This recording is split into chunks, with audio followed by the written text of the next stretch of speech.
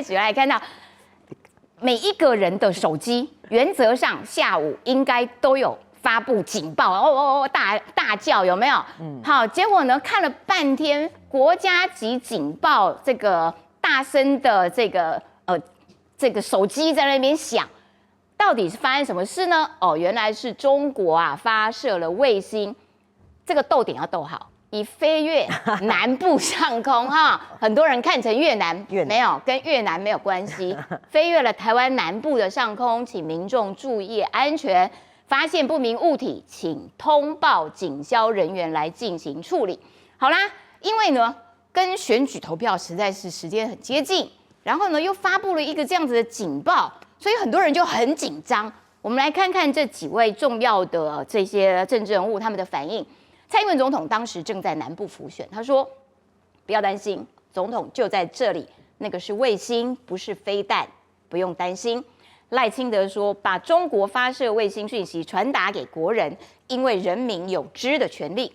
侯友宜的讲法是：“上次飞弹也没有国家警报啊，是不是又要说中国介选了呢？”侯友宜的第一反应是先骂民进党哈，来柯文哲的反应是啊，我们跟中国应该建立热线，大家事先照会就好了。也就是说，柯文哲觉得中国如果今天打的是飞弹，他们应该会通知你。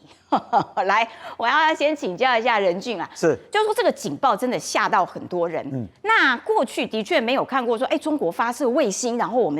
们发警报。这一次为什么要发？国防部发的对不对？正不正确？我先讲，因为今天这个事件有一些转折啦哈，就是本来在3点多一点点的时候，大家收到这个警报的时候，确实引起很多的讨论哦。但后来就是因为文字上面包含它的这个所谓中英文的部分引发了讨论。他用这个单字是 ，missile。对，因为它本来这个使用叫做发射卫星，在中文的上半段是讲是发射卫星嘛，对。但是因为它后来的这个英文了之后，被人家认为说那个英文的文字其实是有飞弹的意味，所以后来这个稍晚之后呢，国防部就发了一个声明哦，那有点类似像道歉启事啊，意思就是说，我们本来在这个所谓警报系统里面我们其实是有预设文字的。那预设文字你可以把它解读成类似像罐头简讯这样子。那我一抓到这个讯号，我要一发布的时候，立刻就通发出去。所以国防部一开始的解释其实就跟大家讲，就是说，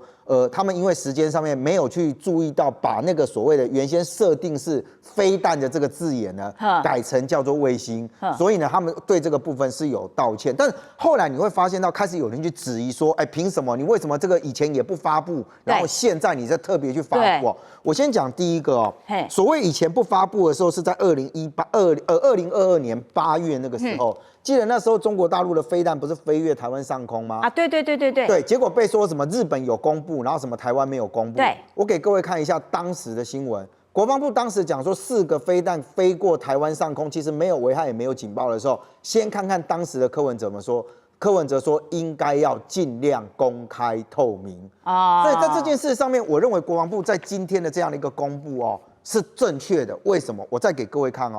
因为事实上后来大家就讲说，如果只是所谓的卫星，又不是飞弹，而且他讲说你又在高大气层的外侧了，对呀，也对我们来讲已经超过我的所谓的领空，不是领空啦，对，已经没有超过那个高度了。好，开始网络上就有一些讨论第一个讨论的点是说，因为他这一次发射的这个卫星的地点是在所谓的四川，所以你看网络有这个所谓的粉丝专业，他也讲说，那他发射是在这个所谓的四川，然后是低轨卫星，那轨迹是类似像这个所谓的战术飞弹。但我跟你讲，这一篇他真正要讲的是什么？你知道，他在讲是我们监侦的能力很强，也就是他这边真正要讲说，你看他根据警报发布的时间，升空没多久我就抓到了，这个是他其实是要强调是这一点那可是我不懂。如果他发射的央视是说下午的3点03分，可是我们的手机大叫是3点17分，这样子叫做侦搜能力很强吗？好，我一个一个慢慢解释我一个一个慢慢解释你的那个问题是非常精确的，很专业吧？对，因为大家会觉得说你隔了十几分钟，对我没有威胁，我是要公布什么？就它只是发射飞起来，我等一下用另外一张图给各位看那当然后来也有讨论讲说是不是我们现在是不是因为说什么它发射上去之后会有一些这个，如果你有什么故障或者，所以国防部其实在第一次的简讯里面有跟你讲说，如果大家在那个天空中有发现异状的话，要赶快通报。所以讲说是不是它飞过去之后那个路径跟轨迹啊，是不是啊？比如说它如果掉下来或干嘛的哦。但我跟你讲，其实真正被引起讨论的是下面我要讲的这件事情。第一个，有些人讲说，你中国大陆在发射卫星的时候，我们干嘛小题大做？好，是不是你突然吓到或怎样？先不是哦，我给各位看，其实在网络上你都可以查得到。它其实发射卫星是它本来就既定的行程，所以在网络上事实上是有发射的时间的这个位置，各位看到原先的这个发射时间点啊，对，而且按照发射正常常轨来讲，它应该要把，比如说我今天这个发射器发射上去完了之后，我途经会经过哪些国家，它其实要通报。对，它其实要通报这件事情，就回到了后面大家所讨论的哦，在整个的事件开始到中间的时候，大家看到说这个什么 Google 啊，或开始说中国大陆有公布一个所谓这个卫星发射完了之后的预测的这个轨迹图，对，结果就在这个位置上面引起更多的讨论，说，等一下啊。按照它所发射的这个轨迹图来看，根本没有经过台湾上空，只有在台湾周边海域飞过去而已。好，你国防部是不是小题大做？我就开始听到有这样质疑的声浪，就是又没经过我们，干嘛发布这样？甚至来自于是政治上面的声音哦。所以后来国防部公布了另外一张图，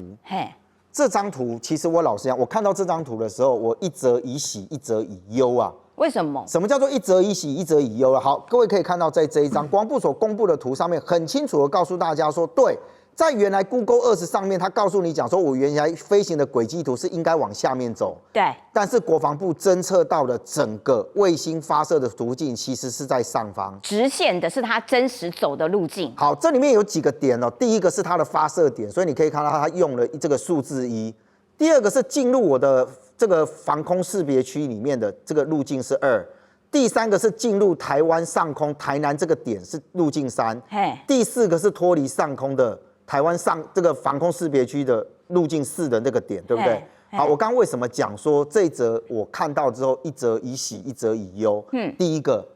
如果我今天再把这个图对照过来给各位看的时候，大家可以发现到。在老共公布的这个上面，其实任何资讯都没有，他只告诉你这2个框框，这2个框框是什么？你知道吗？就是我今天火箭把这个卫星推上去之后，我的最末端大概看在好莱坞电影弄嘛，第一节火箭推理，对，脱离，第2节脱离是这样，所以脱离的位置是在这个地方。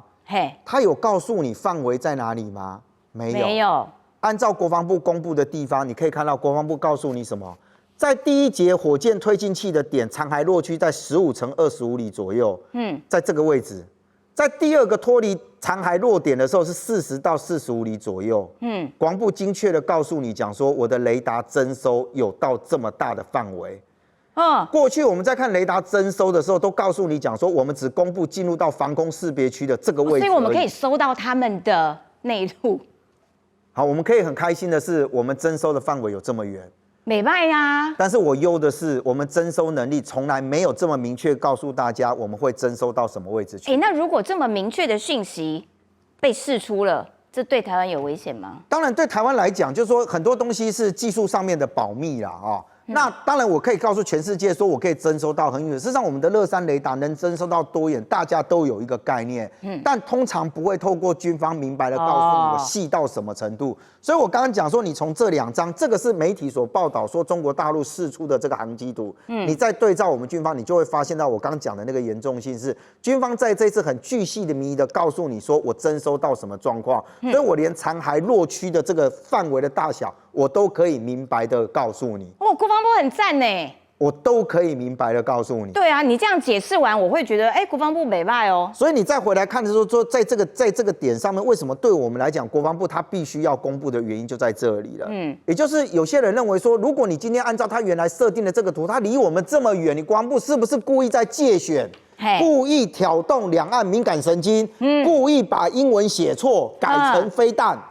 你知道这个声音，今天下午的时候，在网络上一直在传哦。对。但是如果你从这上面来看的时候，它都已经飞越台湾上空，进入点2、进入点3跟脱离点4，国防部都很明白的告诉你，直接从我们的台南到台东这边切西瓜过去。那你觉得该不该公布？该公布。如果回到2022年8月份的那个当下。不只是柯文哲说了那件事，当时也有国民党讲说，你为什么国防部不公布哦？所以我宁可把这件事情比较理性的回来看。我再举今天发生的新闻。哈，这2天如果大家注意到国际新闻的时候，你会发现到南北韩是不是为了打那个炮击的事情？对。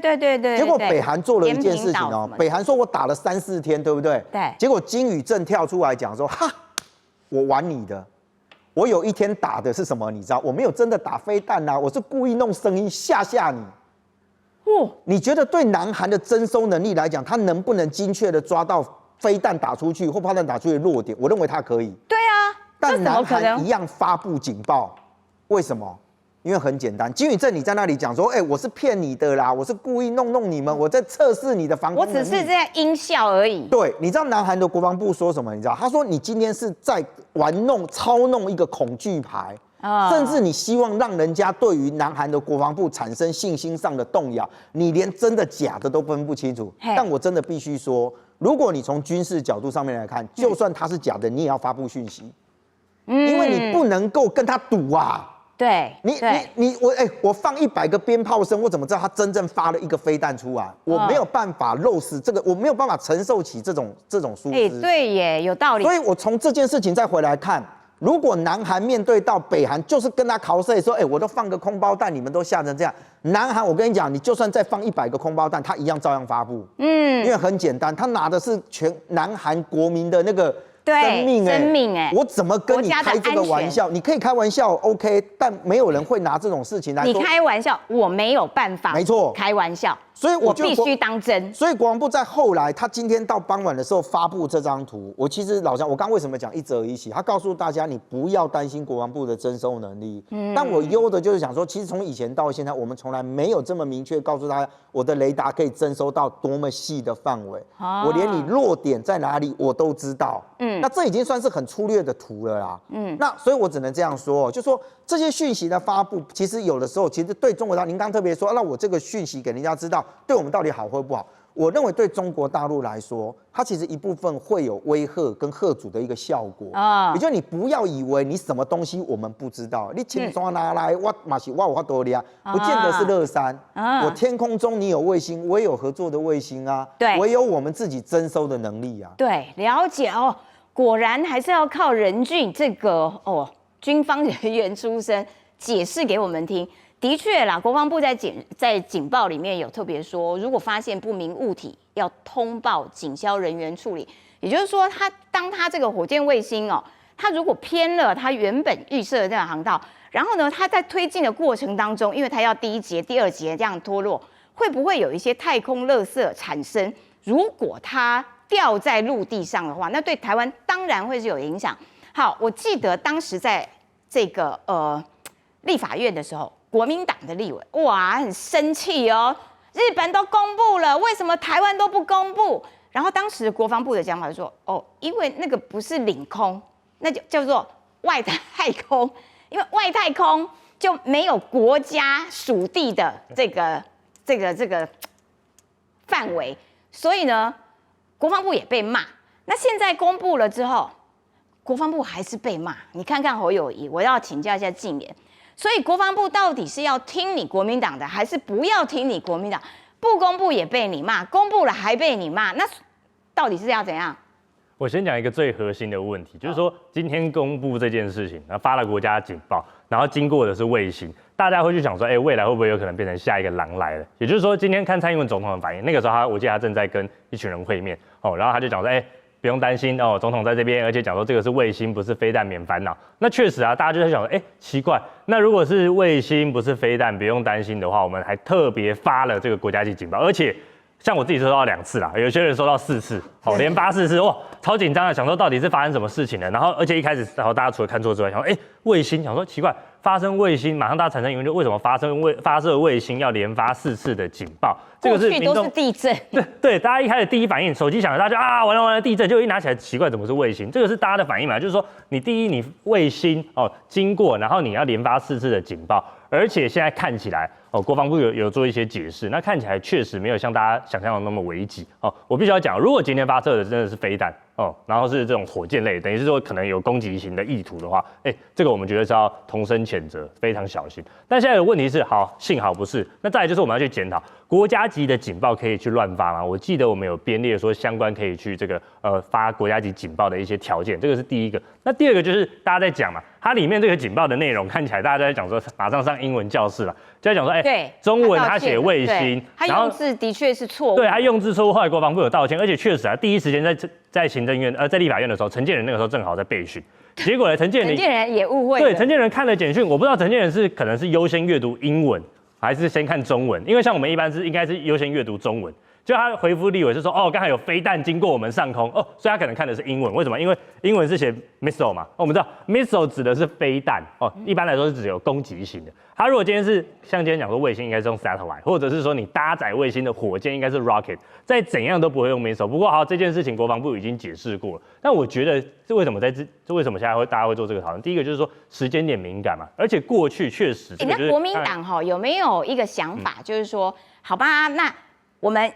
把一整年的行事历拿出来，列定一些敏感的时间，什么时候我们不要发紧急的这些简讯？这个我觉得就是我要提到，大家去网络上查，这不是我在这边跟大家讲而已，包含维基百科上面都有，就是各国要发射卫星的话，他们都会有预先公告包含中国大陆，他们要发射卫星，他们这次已经是第506次，而且这一次不是他们单方面发射卫星而已，他们是跟欧洲的航太中心合作，所以如果要套用逻辑说你看这个是中国介选的话，那是不是这次是国际一起介选？因为跟这个欧洲航太中心一起，因为他已经有在公布，他已经有公布了，大家去看维基百科对，包含今天他要公布的时候，他在这个早在前2天就已经有公布上面了，而且接下来包含日本在11号要执行任务，而且在15号刚好我们选举后，这个连我都可以回答你的疑问呢，因为他的确有公告说，我1月几号我要发射卫星，但是很倒霉的那颗卫星，它就没有按照它原来应该下来的虚线，